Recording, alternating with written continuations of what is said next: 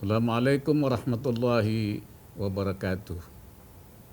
Bismillahirrahmanirrahim. Alhamdulillahi rabbil alamin. Wassalatu wassalamu ala asyrafil anbiya wal mursalin wa ala alihi wasahbihi ajma'in. Yang saya hormati Rektor dan Wakil Rektor Institut Perguruan Tinggi Ilmu Al-Quran Jakarta, para narasumber seminar internasional, para peserta seminar internasional. Pertama-tama marilah kita panjatkan puji syukur kehadirat Allah Subhanahu wa taala atas limpahan rahmat dan kurnia-Nya kepada kita semua sehingga kita dapat berpartisipasi dalam acara seminar internasional Al-Quran dan Kongres Al-Quran pertama dalam rangkaian milad ke-50 tahun Institut Perguruan Tinggi Ilmu Al-Quran PT IKI Jakarta.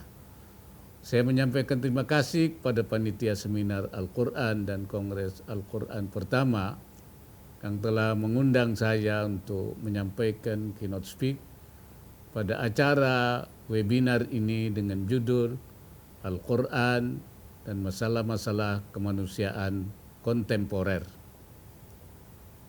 Al-Quran adalah wahyu Allah yang diturunkan kepada Nabi Muhammad sallallahu alaihi wasallam melalui malaikat Jibril yang menjadi ibadah bagi orang yang membacanya. Al-Quran merupakan mukjizat besar yang abadi, baik mukjizat dalam bentuk bahasa dan retorika yang indah, maupun mukjizat dalam hal sejarah dan ilmu pengetahuan yang secara empiris telah menunjukkan kebenarannya. Al-Quran diturunkan tidak hanya untuk satu masyarakat tertentu, melainkan untuk seluruh umat manusia, sejalan dengan risalah Nabi Muhammad sallallahu alaihi wasallam, yakni sebagai rahmat bagi seluruh sekalian alam, rahmatan lil alamin. Tujuan dari turunnya Al-Quran adalah untuk menjadi pedoman bagi manusia, terutama bagi orang-orang yang bertakwa, hudan linnas, hudan lil muttaqin, serta menjadi pencerah bagi umat manusia untuk keluar dari kegelapan menuju jalan yang terang, litukhrijan nas minadh dhulumati ilan nur. Al-Quran menjadi sumber ajaran Islam yang paling utama yang mencakup semua aspek kehidupan manusia. Oleh karenanya umat Islam wajib merujuk Al-Quran sebagai pedoman hidup serta menjadi inspirasi, rujukan dan arah dalam merespon perubahan zaman dan perkembangan masyarakat yang sangat dinamis, serta dalam melakukan inovasi-inovasi untuk menjawab persoalan-persoalan kontemporer yang dihadapi oleh umat manusia. Hal ini sesuai dengan Al-Quran surat An-Nahl ayat 89, wa nazzalna 'alaikal kitaba tibyanan likulli syai' wa huda wa rahmatan wa busyra lil muslimin. Dan kami turunkan kepadamu Al-Quran untuk menjelaskan segala sesuatu dan petunjuk serta rahmat dan kabar gembira bagi orang-orang yang berserah diri. Fungsi tersebut akan dapat dilakukan dengan baik jika kita mampu memahami ayat-ayat Al-Quran secara dinamis dengan memperhatikan konteks sosial ketika ayat itu diturunkan, asbabun nuzul, dan konteks sosial pada waktu masa kini yang dalam banyak hal sudah berbeda dengan konteks pada masa Nabi. Para ulama merumuskan indikator rahmatan lil alamin tersebut sebagai terpenuhinya kebutuhan dasar manusia, baik secara material maupun spiritual. Kebutuhan dasar ini disebut sebagai 5 keniscayaan ad-daruriyatul khams, yakni perlindungan agama, hifdzuddin, perlindungan jiwa, hifdzun nafas, perlindungan akal, hifdzul akal, perlindungan keturunan, hifdzun nasl, perlindungan harta, hifdzul mal. Sebagian ulama bahkan menambah perlindungan terhadap lingkungan, yaitu hifdzul bi'ah. Meski pada saat ini dunia sudah semakin maju, terutama di bidang ilmu pengetahuan, teknologi, dan ekonomi. Dalam kenyataannya kini dunia masih menghadapi persoalan-persoalan kemanusiaan, al-mushkilatul insaniyah, yang cukup serius. Karena kebutuhan-kebutuhan dasar tersebut belum terpenuhi atau tidak terlindungi atau bahkan dirusak oleh tindakan-tindakan manusia yang tidak bertanggung jawab. Persoalan-persoalan kemanusiaan kontemporer ini terutama berbentuk yang pertama pelanggaran hak-hak asasi manusia, yang keduanya kemiskinan dan keterbelakangan, dan yang ketiganya penyakit menular atau wabah, yang keempatnya konflik kekerasan dan perang, yang keempatnya serta bencana dan kerusakan lingkungan hidup. Sebagian besar masalah ini terkait dengan problem yang mengancam jiwa, harta, dan harkat manusia.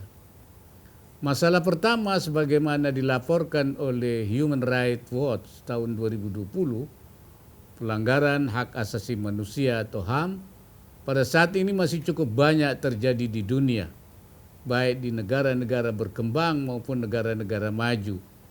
Hal ini terjadi karena kurangnya penghormatan pihak-pihak tertentu terhadap nilai-nilai kemanusiaan, baik karena ketertinggalan kelompok masyarakat tertentu maupun karena arogansi pihak-pihak tertentu yang sudah kuat terhadap kelompok atau pihak yang lemah. Persatuan Bangsa-Bangsa PBB telah mengeluarkan sejumlah instrumen tentang perlindungan HAM ini, antara lain dalam bentuk kovenan internasional tentang hak-hak ekonomi, sosial, dan budaya, International Covenant on Economic, Social, and Culture Right, ICISGR, dan Covenant Internasional tentang hak-hak sipil dan politik, International Covenant on Civil and Political Right, ICCPR.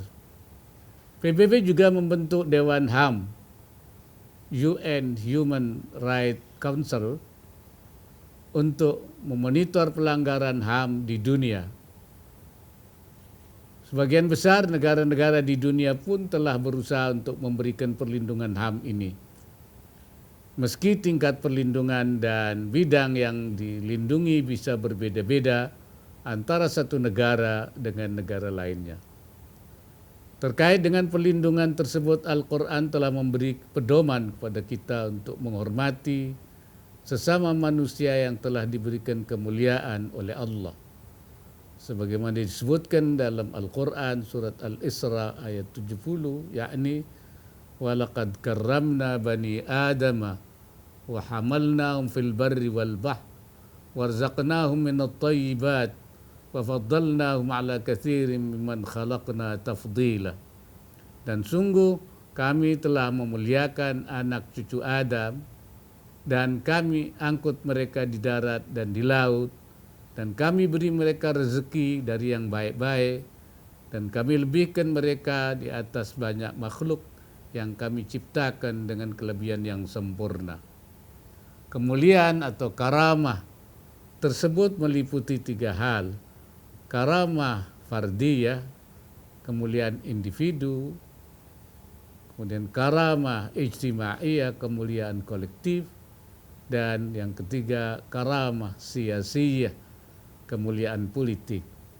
Karamah ini akan terwujud dengan terpenuhinya dan terlindunginya 5 kebutuhan dasar tersebut di atas, yaitu ad-daruriyatul khams tadi, yang merupakan hak-hak dasar kemanusiaan. Oleh karenanya setiap orang wajib menghormati karamah dan melindungi hak-hak asasi manusia ini. Masalah kedua, kemiskinan dan keterbelakangan yang saat ini masih banyak terjadi di negara-negara berkembang, baik di Afrika, Amerika Latin maupun Asia. Bahkan di Amerika dan Eropa pun masih ada persoalan kemiskinan ini. Di antara negara-negara yang menghadapi persoalan kemiskinan itu adalah negara-negara dengan mayoritas penduduknya beragama Islam. Menurut laporan Bank Dunia pada tahun 2020, jumlah orang miskin di dunia sekitar 664 juta. Sedikit mengalami penambahan, yakni sekitar 119 sampai 124 juta orang dari tahun sebelumnya, 2019. PBB telah berusaha untuk mengatasi kemiskinan global dengan memasukkannya sebagai urutan pertama dalam Sustainable Development Goals (SDGs). Masing-masing negara termasuk Indonesia telah berusaha keras untuk mengatasi kemiskinan tersebut melalui upaya-upaya peningkatan bantuan sosial, pendidikan, kesehatan, dan penciptaan lapangan kerja. Dalam konteks ini, Al-Quran telah menunjukkan kepada kita untuk mengatasi kemiskinan tersebut, baik sebagai perorangan maupun sebagai orang yang menduduki jabatan publik, terutama dalam bentuk yang pertama, kebijakan negara tentang distribusi kesejahteraan ekonomi secara adil dan merata, sebagaimana disebutkan dalam Al-Quran, surat Al-Hasyr ayat 7, yakni kaila yakuna dulatan bainal aghniya'i minkum, agar harta itu jangan hanya beredar di antara orang-orang kaya saja di antara kamu. Yang kedua, kedermawanan masyarakat, baik yang hukumnya wajib, yakni zakat, maupun yang hukumnya sunnah, seperti sedekah, infak, dan amal jariyah, wakaf. Sebagaimana disebutkan dalam Al-Quran, surat At-Taubah ayat 103, yakni khudh min amwalihim sadaqatan tutahhiruhum wa tuzakkihim biha. Ambillah zakat dan dari sebagian harta mereka, dengan zakat tersebut engkau membersihkan dan mensucikan mereka. Kedermawanan untuk menanggulangi kemiskinan juga disebutkan dalam Al-Quran surat Al-Ma'un ayat 1-3 dengan ungkapan sebagai pendusta agama bagi orang yang tidak mempedulikan, yaitu ara'aital ladzi yukadzibu bid-din fadzalikal ladzi yad'ul yatim wala yahuddu ala ta'amil miskin. Tahukah kamu, orang yang mendustakan agama itulah orang-orang yang menghardik anak yatim dan tidak menganjurkan memberi makan orang miskin. Bekerja dengan rajin di samping upaya penciptaan lapangan kerja sebagaimana disebutkan dalam Al-Quran surat At-Taubah ayat 105, yakni wa qul i'malu fasayarallahu 'amalakum wa rasuluhu wal mu'minun. Dan katakanlah, bekerjalah kamu, maka Allah dan Rasulnya serta orang-orang mukmin akan melihat pekerjaanmu. Masalah ketiga, pada saat ini di dunia masih sering muncul konflik, kekerasan, dan bahkan perang, baik di internal sebuah negara maupun antara satu negara dengan negara lain. Konflik atau kekerasan dalam sebuah negara ini ada kalanya berbentuk konflik antar kelompok sosial yang berbeda, dan ada kalanya konflik karena perbedaan agama, politik, atau ideologi. Menurut data PBB di tahun 2017, hampir 500 juta orang, 500.000 orang di dunia tewas karena perang, konflik, dan serangan teroris. Dalam konteks ini, PBB memiliki tugas untuk menjaga keamanan dan perdamaian dunia dengan membentuk sebuah badan khusus, yakni Dewan Keamanan PBB, UN Security Council, dan Komite untuk Counter Terrorism Committee. Dalam kaitan ini, Al-Quran telah menyebutkan bahwa Allah menciptakan manusia dalam berbagai bangsa dan suku agar mereka saling mengakui dan saling mengenal satu sama lain.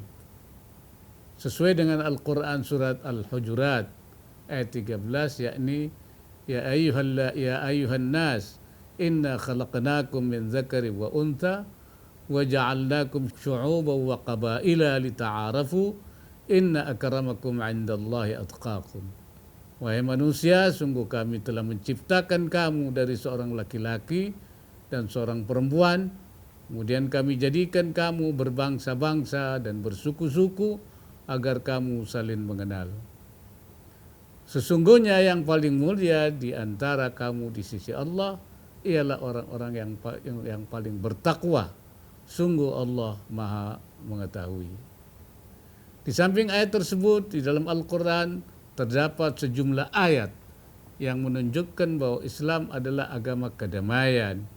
Hal ini dibuktikan juga dengan adanya sejumlah kata yang berarti kedamaian dan proses perdamaian, yakni as-salam, as-silm, as-sulh atau al-islah.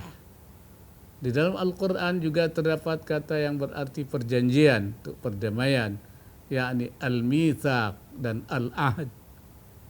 Memang di dalam Al-Quran Allah juga merintahkan perang sebagai bagian dari jihad. Tapi semua ayat-ayat tentang perang, jika dilihat dari konteksnya, dari asbabun nuzulnya, menunjukkan bahwa perang atau jihad itu bersifat defensif, itu mempertahankan diri. Oleh karena itu Allah tidak membenarkan perang atau tindak kekerasan yang bersifat ofensif, termasuk dalam bentuk tindakan terorisme atas nama agama. Sebagaimana dinyatakan dalam Al-Quran surat Al-Ma'idah ayat 32 tentang dosa bagi pelaku pembunuhan, yakni barang siapa yang membunuh seseorang, ia dianggap sama dengan membunuh seluruh manusia, dan sebaliknya barang siapa yang menjaga kehidupan seorang, dia dianggap telah menjaga kehidupan seluruh manusia. Masalah keempat, pada saat ini masyarakat di dunia sedang menghadapi pandemi COVID-19 yang sudah berlangsung selama lebih dari 1 tahun dan menimpa seluruh negara di dunia. Wabah, epidemi atau pandemi sebenarnya merupakan penyakit yang sudah ada sejak ribuan tahun lalu. Hanya saja jenis dan macamnya bisa berbeda-beda antara masa lalu dengan masa kini.